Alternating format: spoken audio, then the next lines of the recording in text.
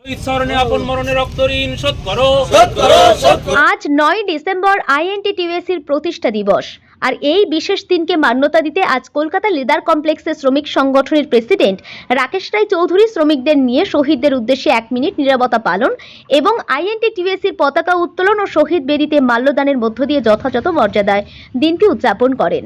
এখানে উপস্থিত ছিলেন আইএনটিটিউএসির সভাপতি রাকেশ রায় চৌধুরী সহ বাপ্পা বৈদ্য, আজিজুল মোল্লা, রিঙ্কু মোল্লা সহ অনেকেই। আজকে অনুষ্ঠানে শ্রমিকদের বিষয়ে জানতে চাইলে সংগঠনের সভাপতি রাকেশ রায় চৌধুরী জানান, সকাল থেকে আমার কর্মসূচি চলছে। আজকে যেহেতু আমাদের আইএনটিটিউসি প্রতিষ্ঠা দিবস, প্রিয় বিধায়ক মাননীয় শওকত মোল্লা মহাশয়, আমি ধন্যবাদ জানাই তাকে এবং আমার রাজ্য সভাপতি ঋতব্রত বন্দ্যোপাধ্যায় এবং আমার জেলা সভাপতি শক্তিগত মণ্ডল মহাশয়কে, এবং সর্বোপরি আমাদের যে শ্রমিকদের দাবি দাবা সবটাই কিন্তু আমাদের মাননীয় মুখ্যমন্ত্রী মমতা বন্দ্যোপাধ্যায় লেদার কমপ্লেক্সে পূরণ করে দিয়েছে।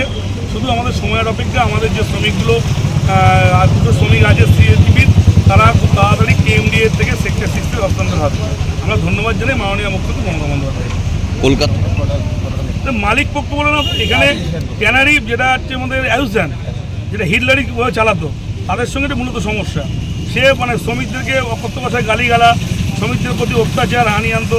সেই অ্যালুসান যারা আছে তারা, অন্য মালিকরা এখানে ম্যাক্সিমাম কারখানা বলুন, ইলপা বলুন, কোনো মালিক শ্রমিক কোনো সমস্যা নেই।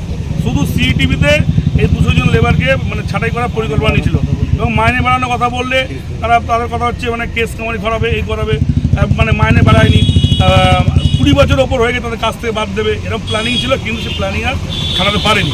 অনেক প্ল্যানিং করেছিল কাছ থেকে, কিন্তু আমরা মানবিক মুখ্যমন্ত্রী মমতা বন্দ্যোপাধ্যায়কে ধন্যবাদ জানাই যে 4 জনের কাজে বহাল করার নির্দেশ দিয়েছেন এবং মাইনের করার চিন্তা ভাবনা করে বলে দিয়েছি সবটাই শ্রমিকদের স্বার্থে কাজ হবে। আমি ধন্যবাদ জানাই মমতা বন্দ্যোপাধ্যায়কে। এই যে শ্রমিকদের যে মর্যাদা, শ্রমিকদের যে অধিকার ভারতবর্ষের মধ্যে একমাত্র দেয় পশ্চিমবাংলার মহান নেত্রী মমতা বন্দ্যোপাধ্যায়, তার দৃষ্টান্ত প্রমাণ ঋতব্রত বন্দ্যোপাধ্যায়কে সাংসদ করে পাঠানো রাজ্যসভার। আমরা ধন্যবাদ জ্ঞাপন করি। এটা আমাদের খুশির হওয়ার যে আমাদের শ্রমিক সভাপতি আমাদের রাজ্যের সাংসদ, এর থেকে বড় কথা কী হতে পারে আমাদের? এটাই হচ্ছে আমাদের গর্বের কথা। Thank you.